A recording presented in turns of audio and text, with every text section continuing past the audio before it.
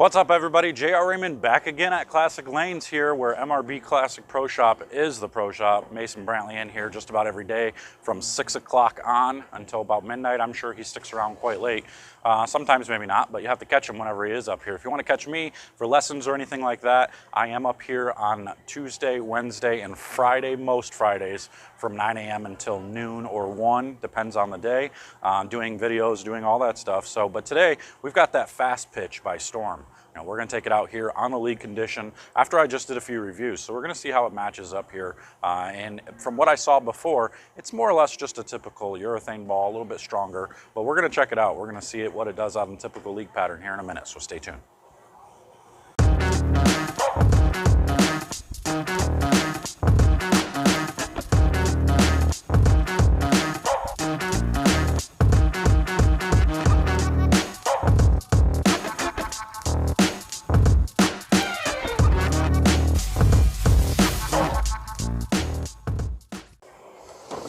All right, so this fast pitch, I threw it a little bit, and I'm impressed with the motion that I got out of it. It really let me jam it in the track area and rolled through the pins pretty well.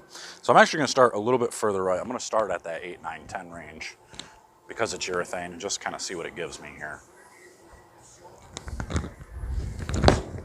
First one's going to overhook. Now, because that's literally the very first shot it's been on it since I drilled it a couple of weeks ago or a week ago, whatever it was. So once I got some oil on it, you'll notice it slows down. It doesn't overhook in the front part of the lane anymore. But now we got oil track on it. And we could try that area again. So we went from Runaway Brooklyn. Let's see what it does this time.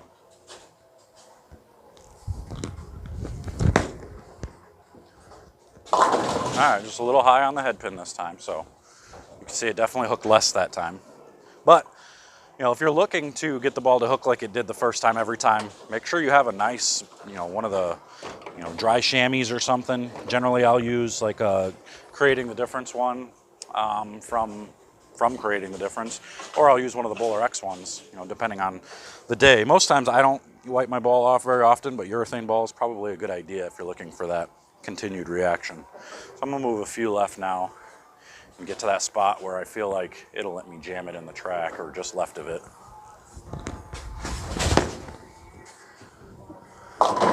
We're getting closer. But you can see how early it picks up, and once it picks up, it just kind of rolls off of it and it gives you that ever so slight little curve the rest of the way down the lane. So now we've got enough. Should be enough oil on it anyway, although those first few shots were in the dead dry. So I'm gonna go one left with my feet, one left with my eyes. Should get it right in the oil, and this should probably flat 10. Oh, it really picked up early still.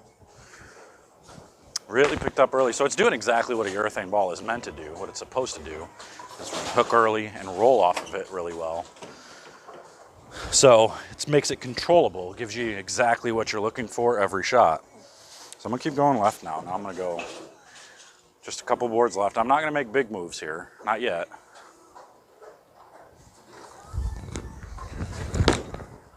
That'll be okay. Goodness, man. Goodness. So, I mean, I would imagine this is probably just like a pitch black, just different color. Don't quote me on it. I'm not sure. I've never thrown a pitch black, but the motion I'm seeing looks an awful lot like some of the pitch blacks that I've seen going down the lane. I'm gonna move my feet one more board. See if I can't get this one to the pocket.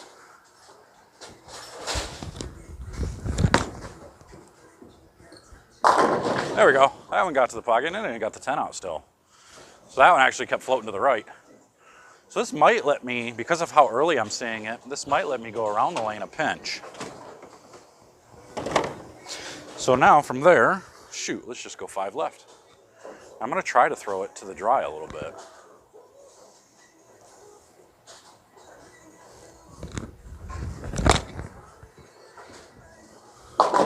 Wow, it kept going. It kept curving. I thought it would just kind of stop once it hooked in that middle part of the lane.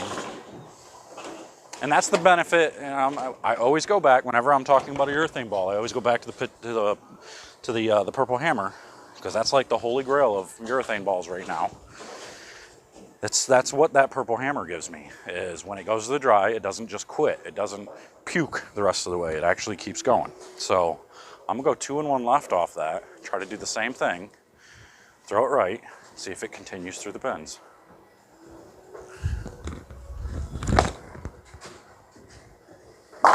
And it does. That's really good.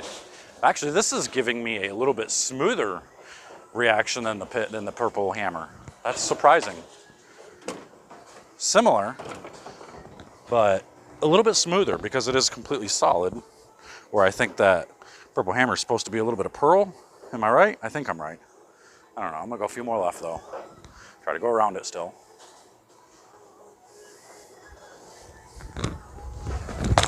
Ooh, I missed left.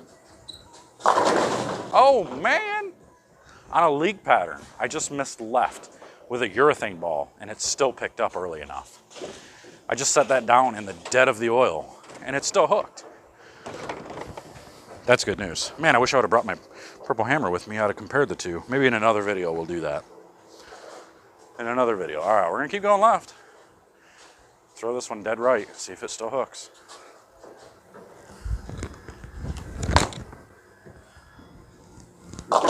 Ooh, that one tried to slow down on me. Still struck, but it's trying to slow down. I think if I get that 3 or 4 more to the right, it's okay. I think then it picks up soon enough and gets through the pins properly.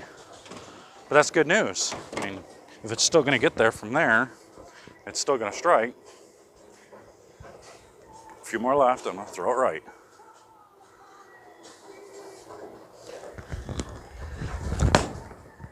What's you gonna do? Oh, we're gonna trip 4. We're gonna trip 4. I got that one to the right. I got that one in the dry. It might have been a little bit slow. Wow, watching this thing hook like it is. I think this one is on the list now, so this one's gonna go with me everywhere, I think. Have a good combination between this and the purple hammer. And then at the non-PBA events, I have that Big Bro, what is it? Big Bro burn up, true urethane that goes much straighter than these two.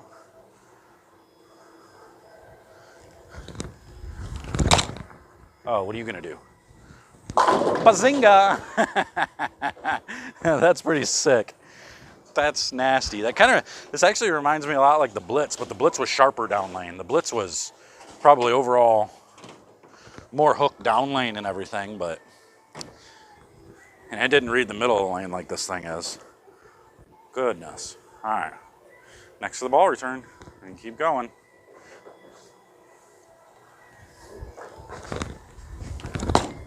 That's left. Yeah. There we find, and it still rolls a 2-pin. This ball just keeps striking. But there we finally found enough oil to where it didn't matter. It wasn't going to get there.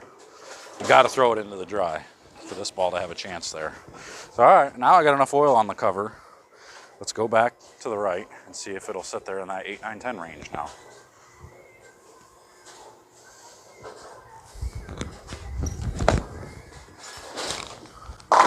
Boom, that's what we're looking for.